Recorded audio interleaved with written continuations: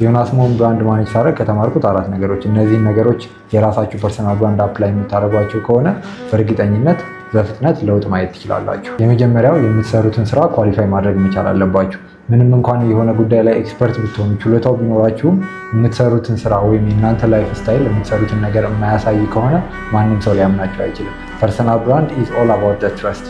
ያንን እምነት የምትገነቡት ደግሞ በምታሳዩት ላይፍ ስታይል እና ኳሊፋይ በምታደርጉት ነገር ነው። እሱን እንዴት ነው የምታደርጉት?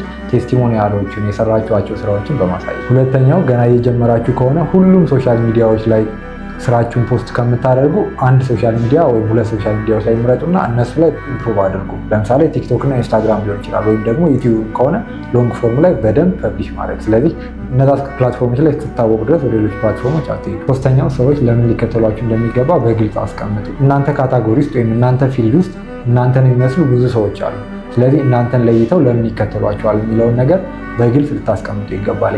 ያን ነገር የሆኑ ሰዎች እናንተን ሲያዩዋችሁ ስለ እናንተ በአንድ አረፍተ ነገር ወይም በአንድ ቃል መግለጽ የማይችሉ ከሆነ እየገነባችሁት ያለው ብራንዲንግ ትክክል አይደለም ማለት ነው። አራተኛና የመጨረሻ ሁሉም ቦታ ስለተጠራችሁ አትሄዱ። የእናንተን ብራንድ የማይገልጽ ቦታ ከሆነ የትኛውም አይነት ሚዲያ ፖድካስትም ሊሆን ይችላል እኛን አይገልጽም ብላችሁ እናንተ ሳፖርት የማታደርጉት ነገር ከሆነ እዛ ቦታ ላይ መታየትና መገኘት የለባችሁም። ያ ብራንዳችሁን የሚጎዳው ነገር ነው። እነዚህን 4 ነገሮች በአግባቡ አፕላይ ማድረግ ከቻላችሁ ጠንካራ የሆነ ፐርሰናል ብራንድ ቢልድ ማድረግ አይከብዳችሁ።